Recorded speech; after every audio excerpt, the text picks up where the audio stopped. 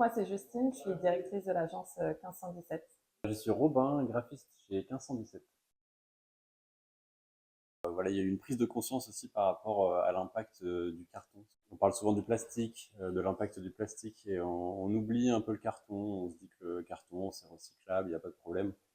Et en fait, pas tant que ça. C'est un problème et ça, on n'en avait pas forcément conscience. Donc, j'ai cru fort dans le projet dès le départ. J'étais vraiment ravie de suivre l'aventure à l'échelle de 1517. Quand on a commencé à travailler sur un colis qui pourrait être réutilisable, on s'est rendu compte que c'était pas si simple que ça.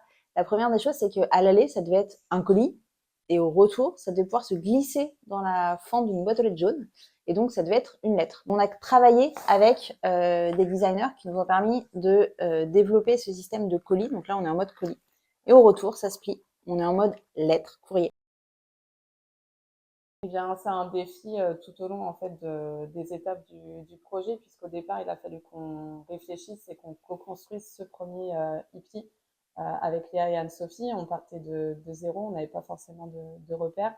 Et donc, il a fallu qu'on réfléchisse au ton, au wording, à la structure de l'information, à expliquer le plus facilement possible le concept aux utilisateurs. Retour utilisateurs qui sont parfois un peu surprenants. Ouais, c'est vrai. Adepte du ciseau, c'était à nous en fait.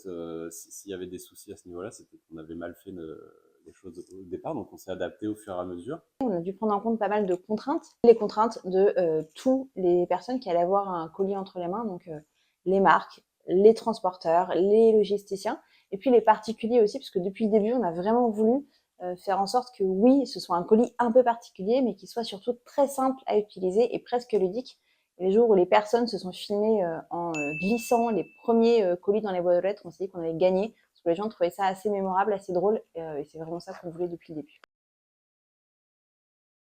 Ça fait bientôt 4 ans qu'on a sorti le premier colis Hippie, donc ils ont un peu changé au fil du temps. On a fait des évolutions pour des raisons d'impact. On a enlevé par exemple la puce RFID qu'il y avait sur nos colis parce que ça fait un gros impact sur les ressources minérales. On a également fait un travail sur la matière pour que tous nos colis soient complètement monomatières.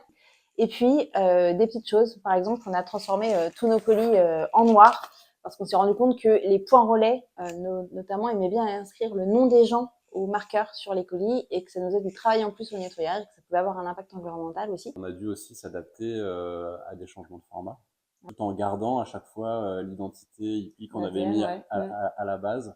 Et donc, en fait, toutes ces évolutions du cap de stratégie d'IPI, il faut aussi que nous, en fait, on suive ça et qu'on réadapte aussi le colis. Ça fait partie aussi des défis à la fois de suivre les retours terrain, utilisateurs, etc., mais aussi suivre l'évolution de la stratégie de l'entreprise.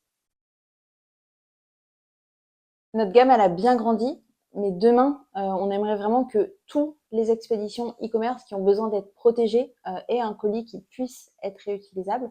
Donc pour ça, on va travailler avec d'autres fournisseurs. On va permettre aux marques et aux enseignes de développer leurs propres emballages réutilisables. On les accompagnera avec l'ensemble de nos outils, logiciels et applications pour faire en sorte que chacun des colis qui soient mis sur le marché puisse être réellement réutilisé le plus massivement possible. Alors, hippie en 3 mots. Écologique Bon sens. et innovant.